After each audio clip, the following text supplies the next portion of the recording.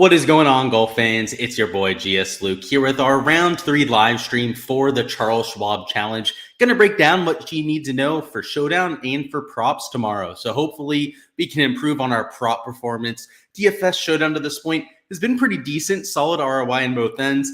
Main slate, we've got a few lineups in contention. Top 500 lineups with 6 of 6s. So feeling good on that end. But today props were horrendous. So I think if anything, we're due to go out there, have at least a decent day out there tomorrow. But excited to be with you guys tonight, right? You guys are my people. You guys are all golf hardos and ready to go out there and crush it for Saturday's slate. So like I said, if you have any questions, this is your time to go ahead and ask them. And hopefully we get some positive momentum going into this weekend. So welcome on in, everybody. Hopefully you're having a solid start to your weekend, whether you're sharing it with family, you're just chilling at home, whatever you guys are doing. Hopefully you're having a good time with it. Bobby Barnes rock hard. Yeah, that was a good laugh. I have to say that, Jimmy. My boy Cap down there in the chat. Love to see you there. Let's talk through this, though. If, by the way, guys, just filter into chat. Say what's up when you guys get down in there. And let's get ready to go and have a ball tomorrow. Let's go out there. It's profit and let's have a good time with it. So in terms of the golf course, it played pretty much like we expected, right? It was very similar conditions to Thursday. And from the scoring average and the split perspective, was pretty much spot on, right? Your scoring average was slightly harder in round 2. It was certainly easier in the afternoon. In the morning than it was in the afternoon wave. And that was consistent across both rounds. Now, not to get too far ahead of myself, we're looking at a very similar kind of forecast for Saturday. So I want everyone to pay a special attention to this, right? So today, there was a 0.87 shot difference between the two waves. And then in day one, there was a 0.73 shot difference. That is huge. And I know it doesn't seem like all that much of a difference, but when you're playing against 70,000 other entries, and especially when you're trying to take some of the value plays down low, that half a shot to a shot difference could really get you onto some of the top plays, right? Because if we sort this by score in round 2, you'll see that most of the top end finishes were AM wave golfers, right? Harris English went off early. Emiliano Grillo went off relatively early. Benny Ann, Andrew Novak, right? There were a few exceptions, right? Harry Hall was a PM wave golfer. Same thing with Justin Rose, another PM wave golfer. But for the most part, especially if you look at the top 20, 25 fantasy scores, a majority of them are going off in the morning wave. So I know it doesn't seem like a massive difference, between the two waves over here, right? It was what, 0.73, what was it? 0.87 shots today between the two waves, but that adds up, particularly when you're going after a ceiling type of performance. So just keep that in mind, right? We're looking at a similar kind of situation where the morning guys, they have slightly gustier conditions in the morning, but in terms of your sustained winds, they're much more pronounced in the PM hours. You can see they go from right around like 2 to 4 miles an hour to right around like 9 to 10 in the afternoon. So it gets significantly more windy in the afternoon. You'd expect that at this part of the country anyways. But what adds on top of that is the receptiveness of the greens, right? Of course, in the morning, they're going to be a lot more receptive than they are in the afternoon. It's going to be relatively sunny out there tomorrow. There's at least going to be some sort of breeze the entire day, which means that these greens are going to get crispy quick out there, right? They're going to get extremely firm. They're going to be like trampolines by the time we get into the afternoon. So just like you saw the first 2 days, I expect there to be a difference between the two waves, but I think it's going to be more pronounced. The reason why I say that is, first off, it rained the day before the event, right? It was extremely receptive on Thursday. Usually it takes a little bit of time for that to bake out of the golf course. And now that we've had 2 days since that last rainstorm, I think you're going to see it accelerate, right? Once all that moisture gets out of there, you're going to see this place really get crispy because, like you may have heard on the forecast or on the broadcast to this point, this place is getting remodeled. It's being completely torn up on Sunday night or maybe Monday morning, right? I don't know, when they're going out there and starting the renovation. But the point is, they can do whatever the hell they want to this golf course. If they want to make it as crispy as humanly possible, to make it an extremely difficult round or two, if they want to make this place brown and purple by the end of the weekend with how much water they're taking out of these greens, they can afford to do so. They're literally ripping them up on Monday morning. So you may have heard it a few times to this point. I don't think it's hyperbole. They are going to make this place more difficult over the weekend. And the main way they can do that, right, is by firming up the greens. And even in a showdown kind of sample size, I think by the time we get to the PM wave, you're going to see a significant effect on the player pool. And what's going to add to that is the fact that they're going off in twosome. So if we look at this, where they have it here, I know it's on the PGA site at some point. Let's refresh it. Where is it at? I know they got it on here somewhere. Oh, they deleted the tweet. Anyways, they had it up. They're going off of twosomes tomorrow. If you look at the tee times over here on the site, this is actually them right here. They're going off of twosomes off of hole number 1. So we're going to have those guys that just made the cut going off early. They're going to have those low winds, those receptive greens. And by the time we're getting to even midday or even mid part of the leaderboard, right? Like Minwoo Lee's only a couple under par, right? It's not like he's in the lead. He's not even close to minus 12. He's teeing off at 11 a.m. and a majority of his round is going to be in the PM conditions where it's a little bit more windy and the greens are going to be crunchier. And that's only going to be furthermore the case as the day goes on, right? Like Max Homa, he's 8 shots off the lead, right? He's minus 4. Well, he's teeing off at 12:40. He's going to be in some pretty gnarly conditions. Everyone up there towards the top of the leaderboard. And even if you're like 8 shots back, like some of these guys are 9 shots back, like an Akshay Bhatia, you're going to be in significantly harder conditions than, let's say, Bo Hostler, who just made the cut, or guys like Aaron Baddeley, right? Vincent Norman, for example, that are teeing off closer to 7:50 a.m. They'll have lower winds from the sustained perspective. They'll have those receptive greens. And though a few sites are calling for slightly higher wind gusts in the morning, I don't think it's going to have a massive effect on play. Today, they were calling for the same thing. You can see over there, right? Friday morning, they were calling for higher wind gusts. They still are on this forecast, which I find funny. In the scoring conditions today, right, were about 0.87 shots easier in the morning wave. So just take it with a grain of salt, right? I pointed out to show you how unreliable some of these projections can be. If you look at the sustained winds on Willy weather, you can see in the morning they're calling for closer to like 3 to 5 miles an hour wind. But then in the afternoon, closer to like 8 to 9. So it's not a drastic difference. It's not like it goes from completely calm to like 30, 40 miles an hour. But much like the first 2 days, I do think that there's going to be at least a half a stroke to a stroke advantage to taking the guys in the first half of tee time. So that's how I'll be attacking it. When you see my showdown poll here in a second, my strategy in general, we'll talk about too. It is heavily skewed towards the guys that will be teeing off early. Let's go ahead. Speaking of, bring up our projections and start to talk through this player poll a little bit. So at the top of the board, right, it's always worth talking about some of the chalk. And I guess with round 3 showdown in general, it's worth talking about. You're always going to have guys that are very predictable with ownership, right? The chalk is usually extremely easy to predict. And for round 3 showdown, everyone plays the top end of the board. So Harry Hall, guys like Scotty Scheffler at the top, guys like Justin Rose that have played decently, Benny Ann, Emiliano Grillo fits that description. Harris English, of course, who's up there towards the top 2, are all going to be the quote unquote chalk, right? And players like, let's say, I think Morikawa at even par would be a perfect example. Tom Hoagie, Steven Yeager, Brendan Todd are all going to be your quote-unquote pivots. It's your casual players that define most of the player pools in large field GPPs. And those kind of people are going to look at the leaderboard, see who's been playing well the first 2 days, and try to ride the hot hand. And while there's maybe a slight advantage to doing so if you're playing in a 50-50 contest, the ownership increase that those sort of players get because of that, it makes them in large field contests a horrible play, right? From the game theory perspective, it completely spoils any sort of median projection advantage that they have, right? If they project, let's say, 2, maybe 2.5 points higher than some of their peers, well, that is completely made up for the fact that they're sometimes 2-3 times higher owned than some of their peers. So when we're playing Showdown, I usually tell you guys to embrace the volatility, right? Go out there, recognize that golf is extremely volatile. Just like today with props, like I took props I thought were absolute smashes today. And I think the hit rate was like 35%. It was horrendous. Honestly, like I'm usually hitting at like 58 to 65% hit rates for months. Sometimes usually closer to the top end of that spectrum. I'm one of the better, I'm not trying to toot my own horn here, but I'm literally one of the better prop bettors in the world when it comes to hit rate.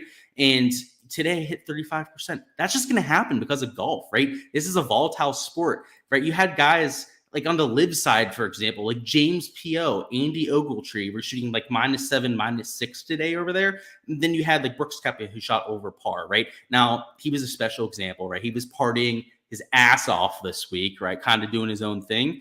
But that just shows you this is the most random sport. Weird shit is going to happen. So when we're playing Showdown, right, to kind of bring it all for full circle here, I mean, guys like Scotty Scheffler, 54% owned, 55%. It might be like 60, 70% owned. Some of those large field contests. I would challenge you to just fade his ass, right? If you're going to play him in every lineup, right? Get that leverage to the field. But I would argue that it's probably better to fade him, right? Just hope that he spins his wheels tomorrow. Now, the argument against that, right? He lost strokes putting today and still shot -3. Day one was right around a neutral with the putter, still shot -3. So hard to bet against that, right? That's why he's 54.5% owned, right? That's why he's getting that ownership. The argument for fading him, right, is if you're able to go out there, skip that bullet, right? Let's say he shoots like -2 tomorrow. Even -3 might not be enough to take home those big field contests, especially if one of these guys goes out there and shoots like -4, -5. The point is, though, if you can skip that bullet, 54.5% of the field might even be higher in the single entries are completely dead. You've boxed them out, or you're only playing against like 40% of the field. And you're looking at, from the game theory perspective, of really plus EV situation. So that's the argument for not playing Scotty. If you want to play him tomorrow, like I said, I can't argue against it. He shot -3, losing strokes putting today, but play him in all your lineups. I would say this is the kind of situation. I played him in 50% of my lineups for my full round stuff this week. But I'm not sure I'd do that for Showdown. It's just such a volatile format where I think you almost want to embrace that hit or miss attitude, right? Like if he goes out there, he shoots -6 and you fade him tomorrow, well, you're going to lose on Showdown, right? You're just going to take that L, right? It makes it a highly volatile situation, but when you hit, you're going to just be, you're going to be playing a GPP with like only 40% of the player pool active, right? It's like all of them have a 5 of 6. Like they played somebody that withdrew before lock. That's just huge, right? That's the situation that I want to be in. That is carried throughout most of the player pool, right? Like I said, I'm going after the morning guys anyways, the people that I think are in the nuts conditions. So I do like Victor Hovland. I like Colin Morikawa. He's been hitting the ball beautifully this week.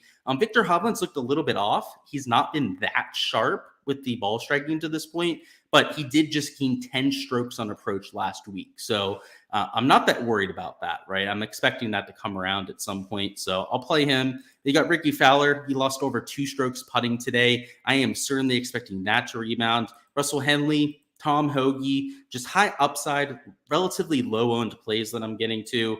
Minwoo Lee, actually one of the later tee times that I'm including in my player pool. Main idea there is I don't think he's going to be that chalky, right? He's got guys like Benny Ann, Miliana Grillo around him. They're going to get a bunch of ownership.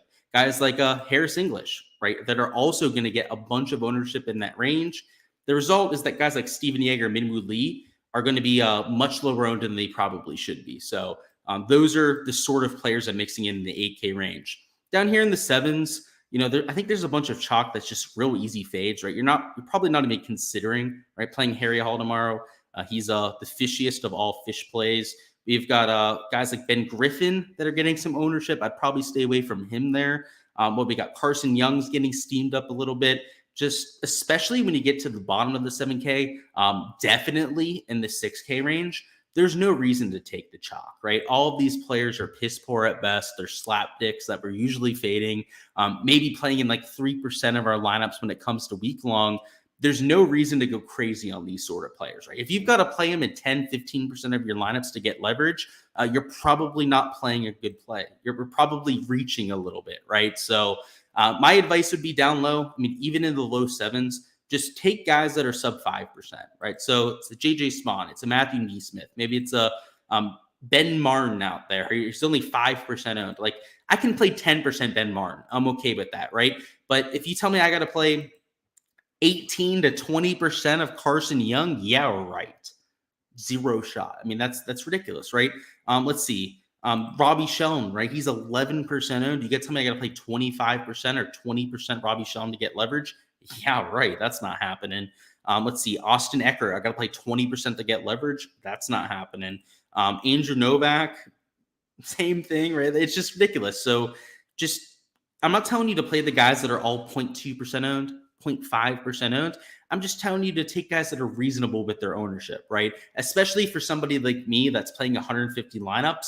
To invest 25% of my lineups or literally something close to like 36 to 38 of my lineups to somebody like an Andrew Novak, it's just completely incomprehensible. Like I can't do it, right? Especially for a single round sample size. So I'm all about the pivots down here. Nick Hardy, right? 1.3% owned. If I took him in 5% of my lineups, I'd probably take him in more than that personally. It would still be leveraged to the field, and I'm much more comfortable with that than taking like the 36, 38 lineups with somebody that's chalky like a Robbie Shum. So that's the idea here with the player pool. Of course, guys, these are posted on my Patreon page. So if you're looking for all the ownership, the entire player pool, make sure to check it out on there. What we're going to do now is look through a few lineups, actually build a few together. Of course, go over all your questions too. So if you have any, wrong screen, make sure to throw them down in the chat as per usual. Let's get the right screen shared, right? Let's not pull a slapdick move out there and share the wrong screen. See what's going on, chat. A few comments down there. What's going on? I know we had the Ship It Nation chat going on, so obviously a few people filtering in. If you are, make sure to hit that like button on the way in and say what's up down in chat. Let me know you're down there, guys. I'd love to see you. Air Jizzle says, so tomorrow's going to be a little bit more challenging. I think in the afternoon, yeah. Because of the fact that it's getting firmer and faster, I'm assuming that's what you're alluding to there. I think so. The wind gusts aren't going to be crazy. I mean, you can see the sustained winds are a little bit higher than what we had the first 2 days. But what I'm more worried about is how trampoliny those surfaces are going to get, right? Like you're going to be hitting 6 irons into the greens and have next to no chance at actually holding the surface. So, yeah, I think so. I think it'll be a little bit more difficult. What's going on, Rob? Welcome on in, buddy.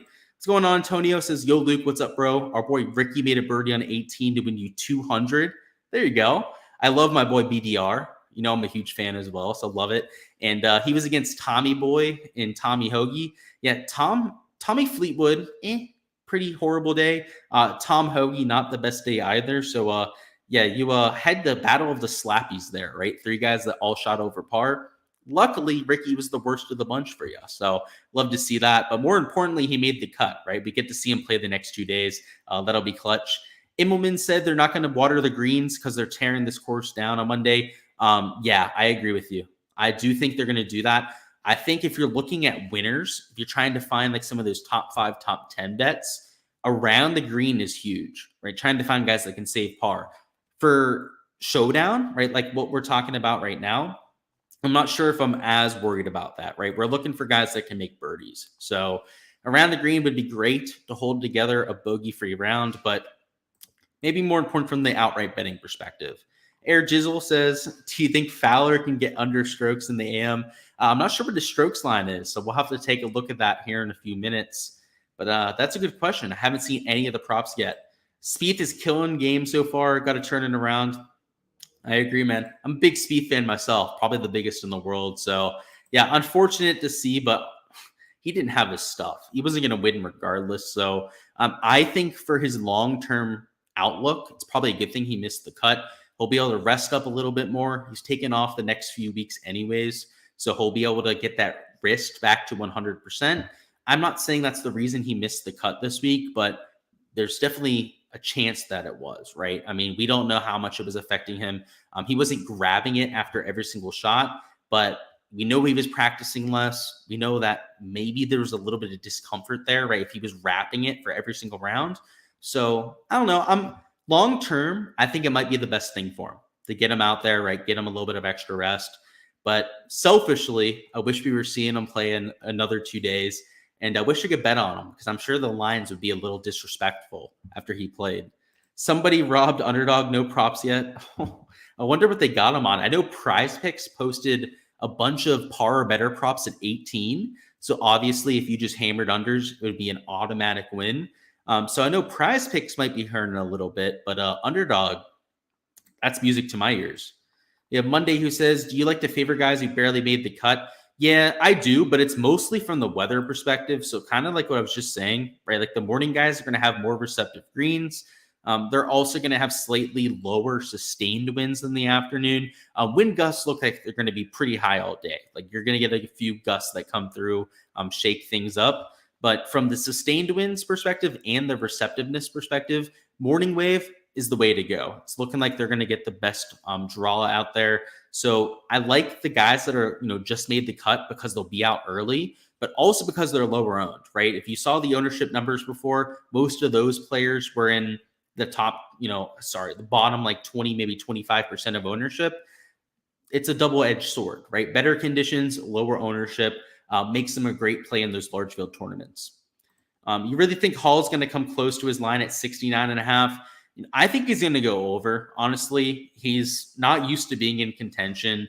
He's a wild, extremely volatile player to begin with. So the fact that he's had 2 near ceiling rounds to start just has me thinking regression all over it. So I'll probably fade him if we get a chance to. If his line's 69.5, I'm probably taking the over, to be frank.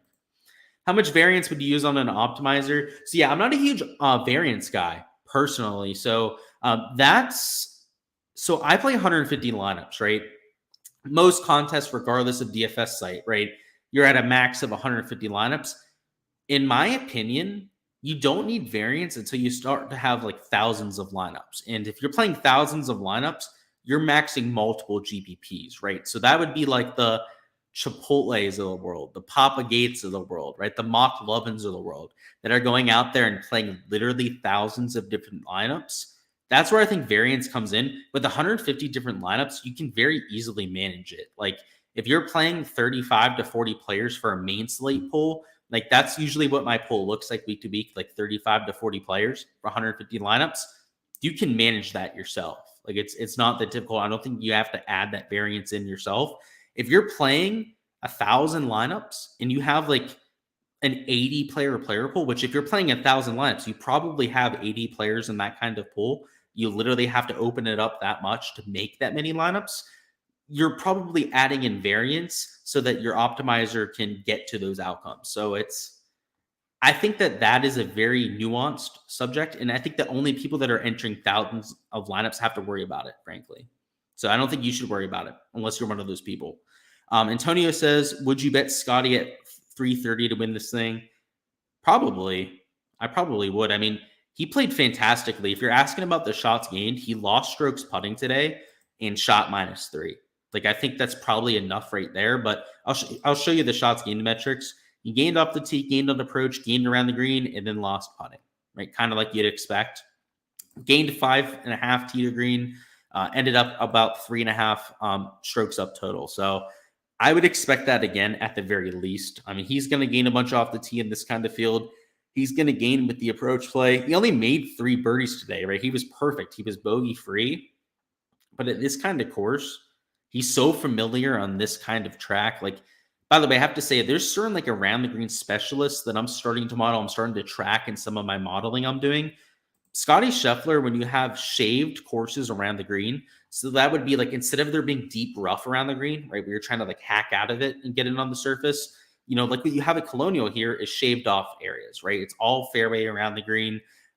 He is unbelievable around the green on that kind of surface. So I think he's just going to continue to tear it up. Even when he misses, he's going to get up and down because he's extremely comfortable over here. Yeah, honestly, I like him more from the outright perspective than I do for DFS. My fade here for the next round is all game theory based, right? It's not based on play because everything based on his metrics looks like he's going to smash tomorrow. Do you put any stock into round 3 players? I don't. So I have to say, I think I'm way different than most on this. I don't, because I don't think you wake up on Saturday and like think it's a good day to play golf. And I've heard the arguments that like it's mindset based. At least for me, I have a hard time believing that you wake up on a certain day of the week and have success, right? Maybe you wake up feeling a certain type of way and you play better, right? And maybe that sort of feeling happens more for you on Saturdays than it does for Fridays. But that feels so random to me. So yeah, I have to say I'm one of the few people Monday that hardly looks at that. I'm not a huge round by round split kind of guy, right? So like I'd say the only stat I look for that is round 4 scoring average, because the argument for that's a lot more straightforward, right? It's not about like your mentality going in terms of aggressiveness, right? It's not about going in and, feeling good a certain day of the week. Round 4 scoring averages come down to your clutch factor, right? Do you have that dog in you to go out there and keep it together when everything's on the line? That I buy into a little bit more than most of the other scoring averages, but rounds 1 through 3, it's not a part of my process personally. You got lucky when Scheffler scored 34 for holes 10 through 18. You took his over there. I avoided his over. I took everyone else's overs, which didn't work out, by the way. Colin Morikawa went under, and I believe Tony Finau was the other player to go under too. But of course, Scotty Scheffler, right, of all people, went over that back nine prop. So just crazy. Like I said, today was a really, really bad prop day, probably the worst that I can remember. And when it rains, it pours. What can I say? Let's talk through a few of these lineups. So like I said, I want to talk through some of the, lineup building process here. When we're building cash lineups, I talked about it yesterday. I don't think you have to play Scotty. It's just because of the price tag, right? He's nearly 12 grand. It's hard to fit that into lineups. If you're going to be a little bit more balanced about it, I don't hate starting with guys that are ball striking it well. So like a Justin Rose, he's been unbelievable to this point. Billy Grillo fits that description. And I guess Burnsy, he hasn't been hitting it well on approach. So maybe avoid that and take a Homa because he's been a little bit more consistent. Either way, right? I think the balanced approach is what I prefer here because we have 3 guys that are 8 grand plus and we still have $7,500 remaining, right? If we were to just take, let's say, a Justin Rose and substitute him with a Scotty Scheffler, right? Now we're down to less than 7,000 per player. So it's I think it's just too much of an investment when you're playing in a 50-50 kind of contest. Now, if you're in a single entry, I don't hate playing Scotty, right? If you want to start with a Scotty, even if you want to take, like, let's say Justin Rose, let's say you really like Scotty and Justin. If there's one format to play him in, cash is okay, of course. But if you want to play him over there in a GPP or a single entry, I think would be the best place to do it. Just differentiate elsewhere, right? So down here in the 8K range, this is where Steven Yeager would come in really handy. Down here in the 7K range, right? A Bo Hostler, who just hardly made the cut, right? He'd be an excellent play for that kind of format. You want to force in guys that are going to get you that leverage. And it's okay to play guys that are real chalky, right? Personally, for my large field pool, I'm avoiding, right, the Justin Roses, the Scotty Schefflers of the world, right? I'm not getting there. But in a single entry, I think it's a little bit more doable, right? It's a little bit more acceptable to get to those sort of players as it's a little bit more easy to navigate. Now, in large field GPPs, especially in Showdown, especially for round 3 Showdown, where ownership becomes so polarized, it really just congregates around those guys at the top of the board. I try to exploit that, right? I say it's one of the biggest edges to be had in DFS. So me starting with like a Hovland, maybe even a Morikawa as the second man in. Maybe my third man in here is somebody, let's see. Let's throw Hoagie in there. I think he's a solid option for this kind of lineup. We have 3 pivots already, right? We can really play over the heck we want, but because I'm pivot happy and I love getting leverage to the field, let's mix in a few others. Let's put Ben Martin in there. Let's go down to, let's go $7,200, something like that. Let's throw in Ben Griffin a little too chalky. Let's really differentiate. Let's throw in Straka, right? This kind of lineup is what I'm entering for most of my GPP builds. I'm avoiding that chalk. I mean, if you wanted to mix in one of those players, you could, right? Like if you wanted to build a GPP lineup with Scotty in it, you got to think about your ownership, right? So maybe instead of a Tom Hoagie, you go to like I don't know, Yeager as a pivot. Down here in the 7K range, you throw in like a Kitayama, who hardly made the cut. Throw in Hostler again, right? He's going to be relatively low owned. Maybe a Brian Harmon. You just, for the rest of your lineup, you really got to think about things, right? You can't be as bold as you would in other builds. Maybe you're throwing in a Russell Henley because it'll be relatively low owned. It's just, I don't know. I don't like it. I feel like you're taking away yourself from some of the solid plays that are in that like medium ownership range, right? Because if you start with Scotty, like I guess you could start Scotty and then take like a Sam Burns as your second man in, for example, but then you're really in an ownership pickle, right? You're going to have to force in a few players that are going to be sub like 3% ownership. And I don't like feeling like I have to force guys in that are low end. Like I'm okay playing low end guys, but I don't like when I feel like I have to force them in. It's just, I don't know. I don't like playing chalk to begin with, especially in a Showdown kind of format, but especially when it forces me in that direction. If you were playing in like the $20 GPP, the largest of all large GPPs, maybe even consider leaving a little salary on the table, right? So maybe you just go down to this 9K range and pepper it, right? So let's take a Fowler, let's take a Henley, let's throw Morikawa, let's throw Burns in there. Maybe that's a little aggressive. So maybe let's go down a little bit further. Let's throw Kittyama in there, for example. Just peppering the top and then leaving, let's say, like 1,000 on the table. So let's go down here now, leave that salary. So Norman in there. And I guess McNeely, right? You could use that kind of lineup. This kind of lineup in GPPs, I don't hate either. Just leaving the salary on the table. It's so volatile. You're definitely going to get leverage to the field. You're definitely going to be unique with this kind of lineup. And honestly, I don't think this kind of build has that much lower win equity, or at least point equity, than some of the top end lineups that are spending all of their salary. And of course, most of them are going to have Scotty Scheffler in it. But if you want to differentiate yourself, even from some of the people that are fading Scotty, I think a good way to do that would be to leave that salary. And I think given the pricing for this slate, like I think it's the easiest slate to do it on. Like I could see myself just hammering this 8K range. Like no one's going to use it. Outside of a Benny Gann and Grillo, almost everyone in this range is extremely low owned. I mean, even the top of the 7K range, like you have English, you have who else is high owned? I mean, Shank, right? I guess is getting some ownership. Everyone else is a mega pivot. You could just live in this range if you wanted to. Let's throw a Siwo in there. I mean, even he's kind of respectable with the ownership. Don't hate these kind of lineups, and you could easily leave some salary on the table in this kind of lineup too. So, especially if you're hand building, I think it's really easy to get your leverage you need to, and it's even easier if you avoid somebody like a Scotty. Let's get to props here in a second, see what's going on. Where are we at with questions? Who the hell is Harry Hall, and why does he look like a Walmart Bryson? Yeah, he's got the same hat, huh? Pretty funny out there. He's a good putter, I have to say. Really good world-class putter. Gains over a stroke per round in the category. But yeah, I don't think he's going to hold on. He's not very consistent anywhere else. What happened to Cam Davis? Dude is frustrating. Yeah, I faded him this week. I didn't think it was a great fit off the tee, right? Like you want to play him at a course where driving distance matters. And at this track, maybe even more so than any other track on the PGA Tour, right? It's not really an off the tee heavy course. So I think he just ran into a bad fit. I mean, he was playing decently. He had a few top finishes, even like in a major championship over there at the PGA. Just not his type of track, right? Get him at a place where, it's relatively long or it's relatively wide open off the tee, and you're probably going to see him shine.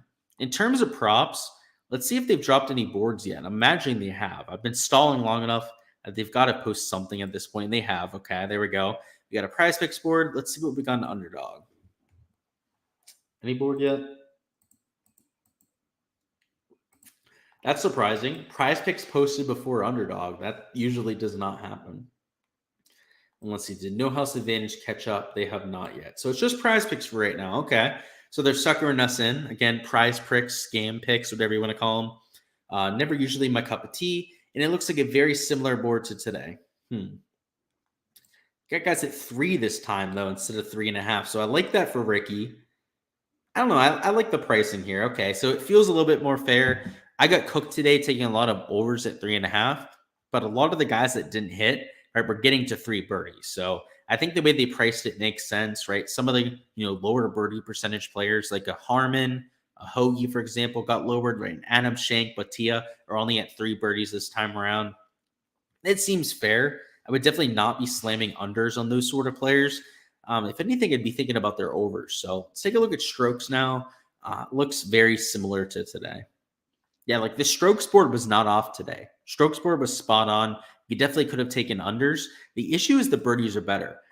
For whatever reason, this course, it leads to low birdie numbers and low bogey numbers, particularly for some of your top end players. If you remember, Scotty Scheffler, he shot a 67, but he made 3 birdies and 0 bogeys on the day. Like that's extremely common, right? You'd think for somebody that easily covered the hardest to hit strokes prop on the board would have probably covered their birdie or better prop, right? But he didn't, right? He would have gone under that 4 number today.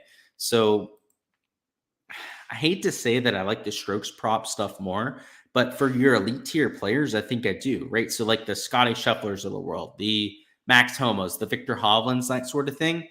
I think I want to stray towards the strokes props more than I do their birdies or better. Just based on what we've seen so far, these elite tier players are able to avoid bogeys. I mean, even like a Max Homa, right? Like he had an okay day today. It was because he was able to avoid those bogeys. Didn't score all that well, but posted a lot of pars out there. At least for your elite tier guys. That's the way that I'm shading right now. Now for your like lower tier guys, like Adam Schenk, if you were going to take like his over, right, it would probably be for birdies. But at least they're on that board. Anything else? Let's refresh this. Still those two. Let's take a look at the live board. We'll get back to the PGA here in a second. Live board is posted higher. 5.5 birdies for like a Johnson and Smith. That makes no sense. I mean, played relatively difficult today. Not a bunch of guys went over. Okay. Do they have strokes up at least? They do. Okay, so it's a par 72, I believe. Let's double check that.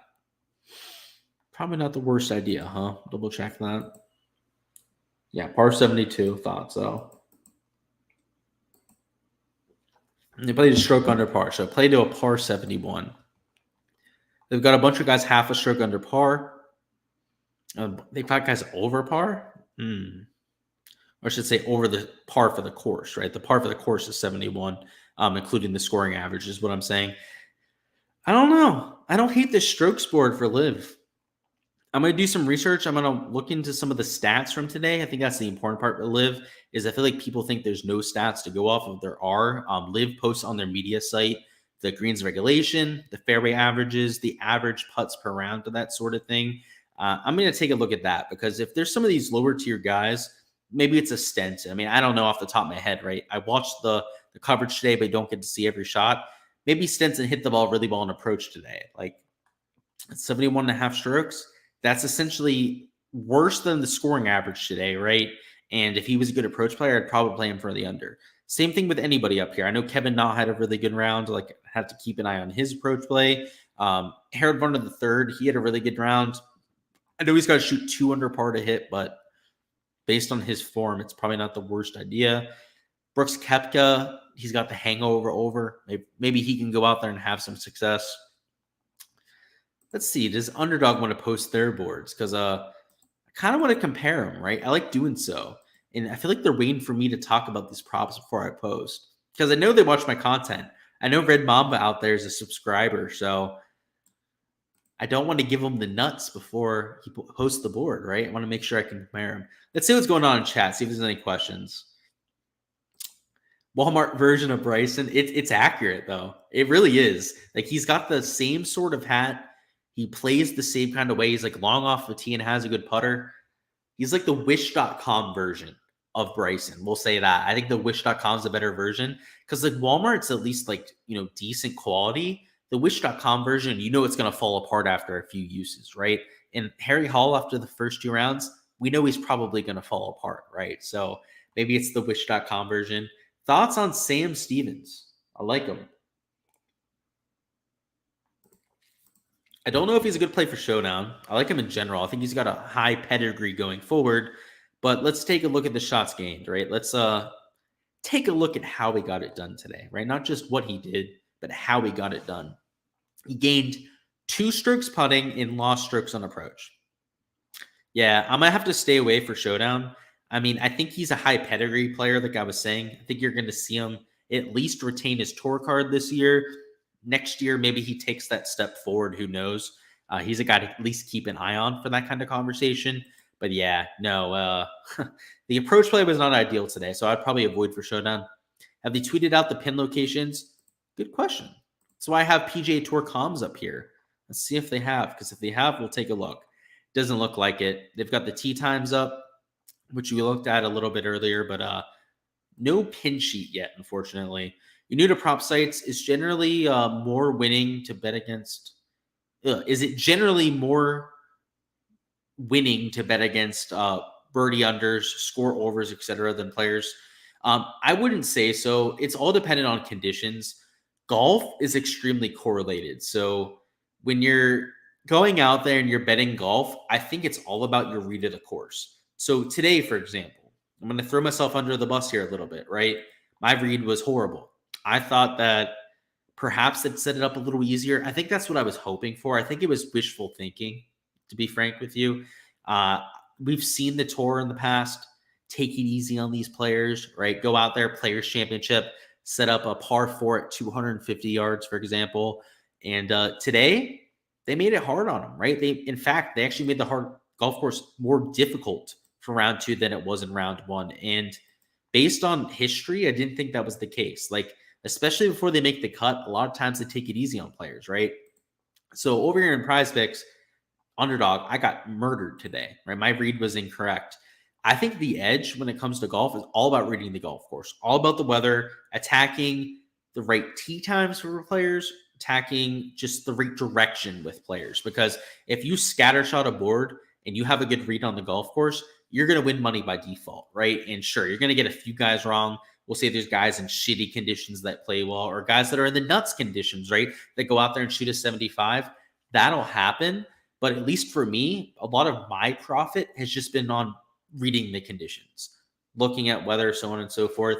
So I don't think it's like these other sports where they price them a little bit higher. Like I know for basketball, they'll price like points props a little bit higher than the field to try and draw people in, right? And try and, take advantage of them that way.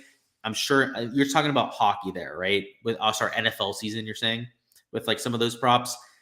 They don't do it like that, right? Because they don't know how the course is going to play.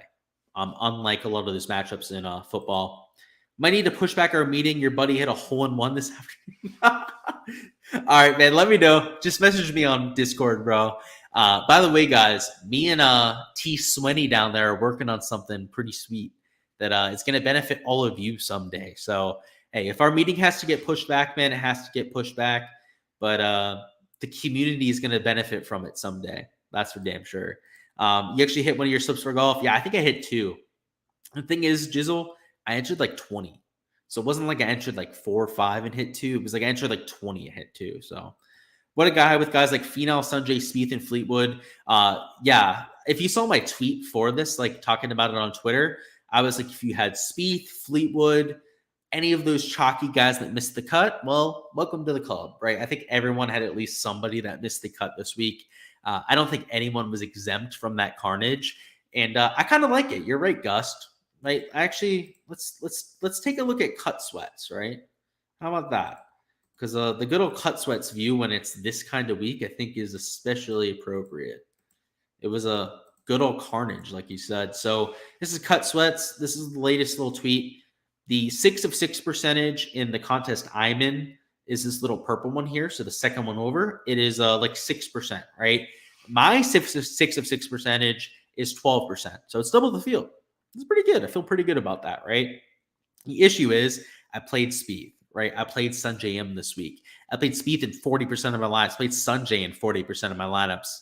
It was not pretty in those lineups that I played. So is what it is. We're going to have to bite the bullet on that. It was carnage for everyone at least, right? Because I didn't play Fleetwood. I didn't play Finau. But those fuckers missed the cut too. Let's go Sam Burns. You got an outright on him. Good shit. Hopefully you win, bro. I don't think it's going to be my week. Actually, I'll just bring up my Draftkings. I'll just show you guys. It's honestly not that bad, but the vibes are not good. Let's just say, especially after the prop day I had today, the vibes are not where they need to be. Honestly, my single entries are probably better than my main slate stuff. All right. So this is a little halfway check in terms of the lineups. It's not going great.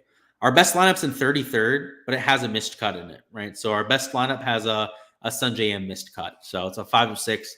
This lineup ain't doing shit, right? I know it's doing okay right now. It ain't doing shit. Next lineup has Tim McCarthy missed cut. Oh, lovely, right? Oh, a 6 of 6.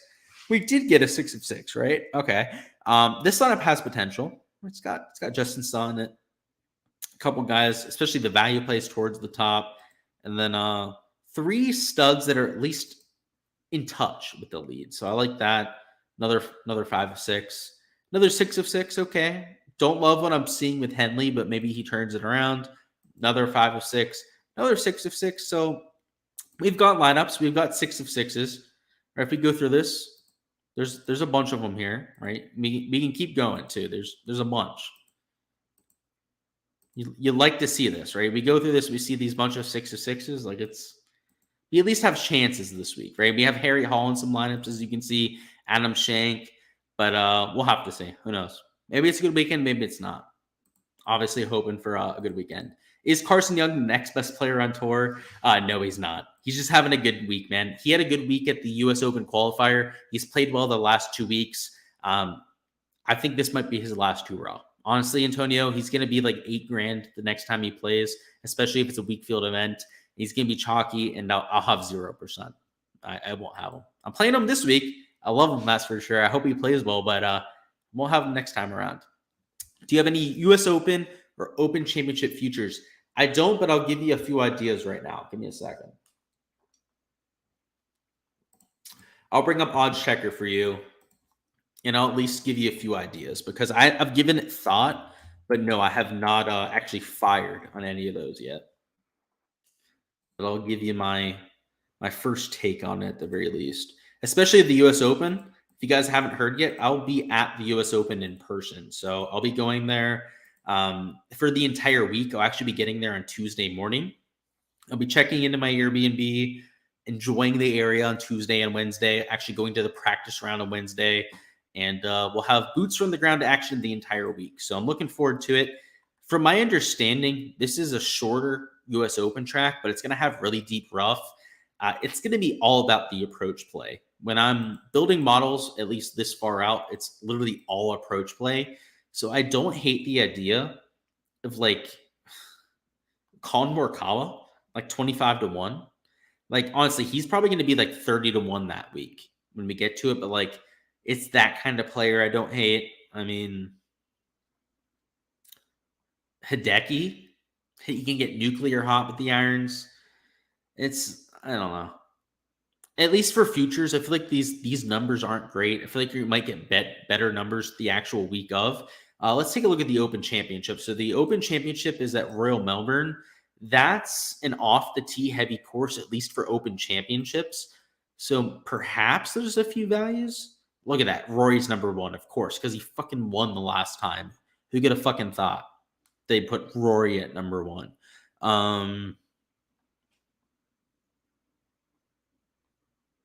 Like Victor, 28-1. I don't hate at that kind of price. Like, you're looking for off-the-tee guys at Royal Melbourne. That's my opinion on it, at least. Rory, Tiger Woods, a lot of the guys that finished there last time, played well, were off-the-tee players. Cameron Young, 40-1. Look at that. Way longer number than the rest of the field. That's the future. If you're going to bet something right now, get over to the Bet365 and bet that at 40-1. That's what I would do based on what I'm seeing. Dietrich's the ultimate boomer bust player. Do you think he'll have a good round three? How did he play today, right? It comes down to how he played today, right? If he played well today, nope. If he played horribly today, then probably.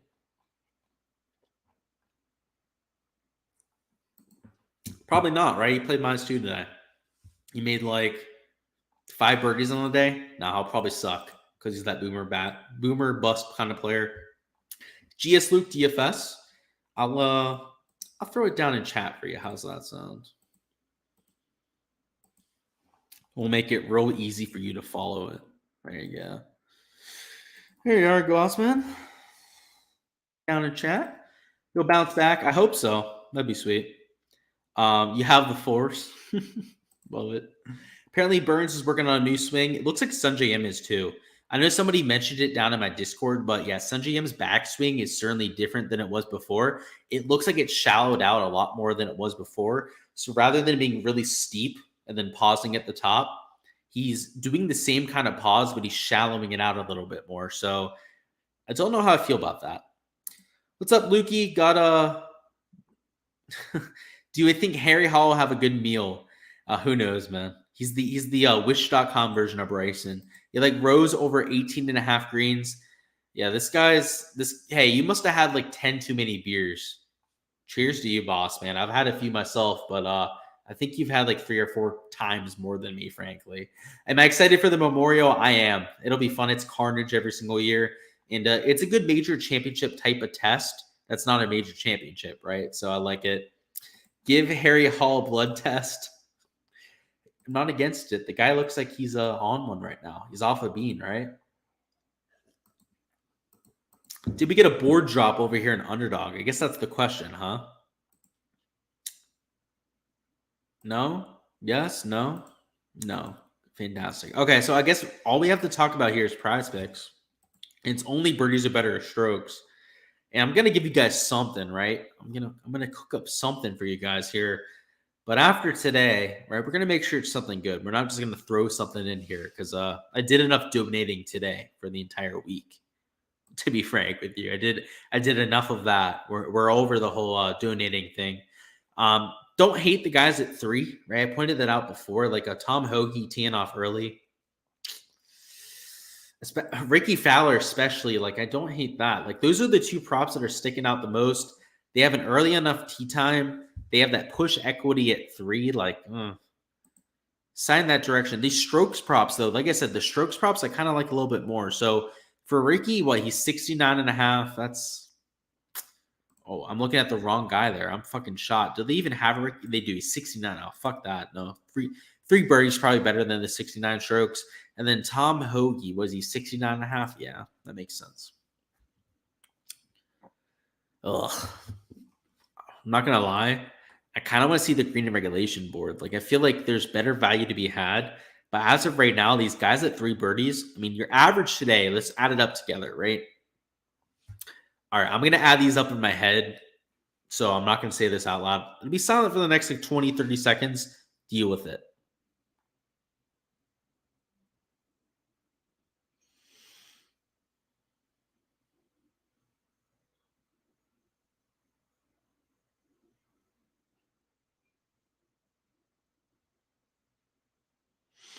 Okay.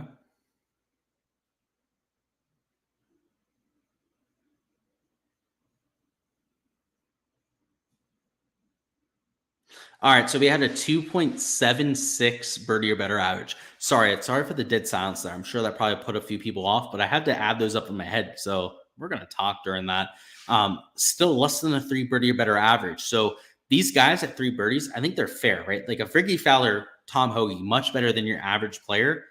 But I might avoid these guys at 3.5. Like if you're going to take it over at somebody at 3.5, make it an elite tier player, right? Like a Hovland, a Morikawa, or a Homa.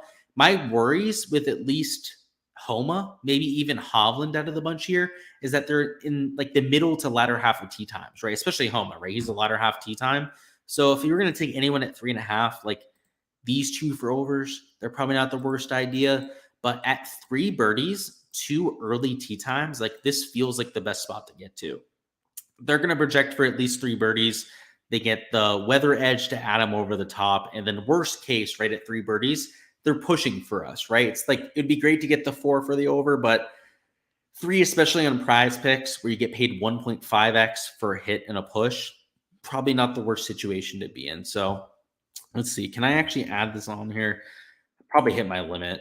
I did. My maximum daily amount is 500 right now, so I can't even enter a slip.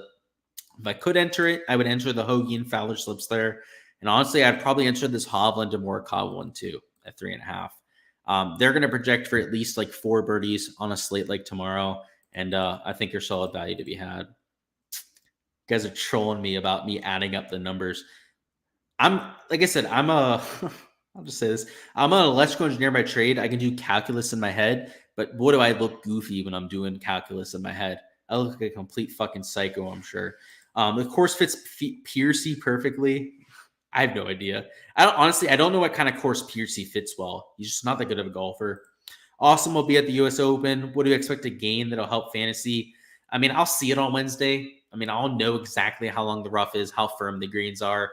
Mostly, I'm just excited to be there, right? I'm not that worried about the edge to be had, but I'll definitely be able to confirm a lot of the condition stuff, which for props is really helpful for me. So I think from like the prop side, it's probably more helpful than DFS. DFS, I mean, I have to say this. At the API, it looked like Rahm was horrible on the range. He went out there round 1 shot -7. I looked like a complete dumbass. And then rounds 2 through 4, he sucked. So like, I don't know. I would say the conditions helps, but with the players, who the hell knows what's going to happen? Maybe make a video for subs once you post to Underdog. Yeah, I might do that. All right. I think you're laughing at me for the calculating, of course. You guys are killing you. Is the audio not working? You've been silent for 15 seconds. Yeah, it might be your audio, man. Looks like I'm good on my end, unless other people are also having issues. But we still have a bunch of people down there in chat, so it looks like we're probably good. Speaking of, if you're one of the 47 people down there in chat, how about you hit that like button, right? Go out there. It takes you half a second every day. It helps me grow the channel over here. So I would appreciate that, boys. Let's see if has my stalling and let them to post Underdog props yet. Been hoping that they'd do this. Negative Ghost Rider. Let's see if No House Advantage has gotten to it. Methinks they haven't. They have not. I suppose that's unsurprising. So if we're going to add anything here in stream, maybe it'd be a live prop. Like I said, I think the stroke stuff are a little bit better than what you have for the birdie or better stuff. In terms of your strokes, at least let's bring up the live model here, live golf. It was playing under par, right, in round one. So if you're looking at some of these, strokes props, they're much better than the birdie props. The average birdies today over there was less than 4. So the fact that you have to bet 4.5, 5.5 birdies to take an over is kind of ridiculous. Over here, you have guys that are over par, right? Like actually they bumped a few down. They're at 72 strokes now. But like Mickelson at 72, probably not the worst idea. What do you shoot today off person? What do you shoot, like +2?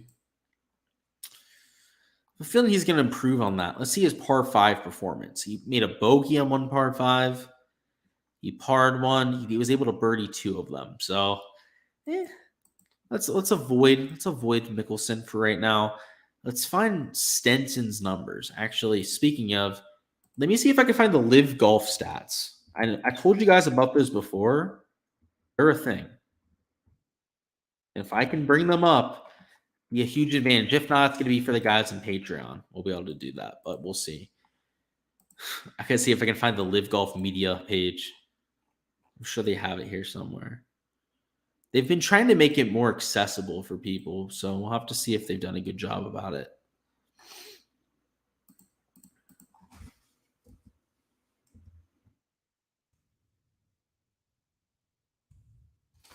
We're working on that. It might take a second here. Our media center. We're getting closer.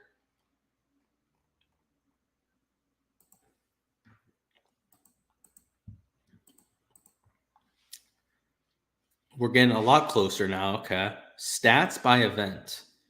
Now, do they have this event posted yet is the question.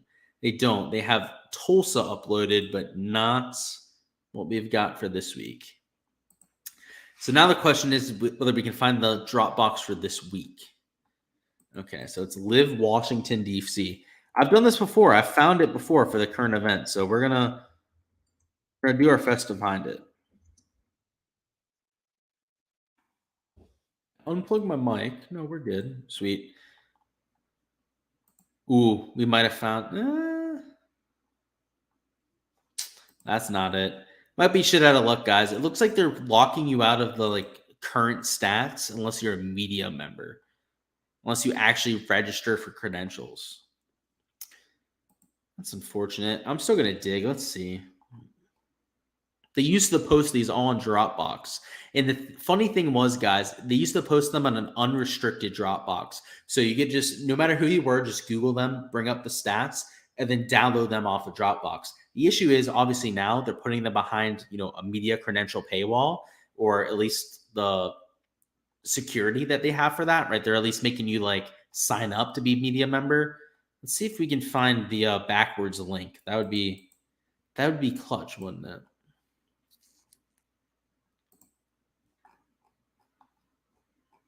No. All right. So they're only posting them after the fact. That's unfortunate. It'd be sick to get those stats, but I'm going to try and find them any way I can. If we hear that somebody like Stenson was hitting a bunch of greens, let's say Pat Perez and Mark Leishman, not going to hate them for an under in strokes. It's probably not the worst idea there at all. Let's go ahead, share our screen, go over the last few questions, and then wrap this thing up, fellas. See what's going on.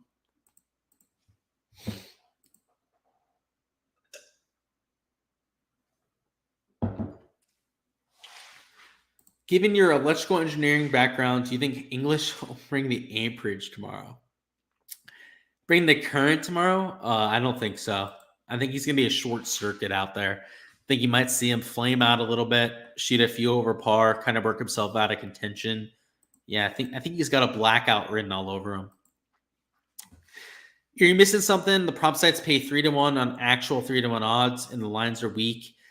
It's not really 3-1 odds. So if you were to do 50-50 odds on them, I believe it's slightly negative EV. Then you have to add in the fact that they're trying to add edges on their props, right? They're trying to price them at a good spot. It's an edge, especially for something like golf that you can go after, but like for football, for NBA and whatnot, they've been cleaning up. I know for a fact. They've been completely destroying the community for quite some time.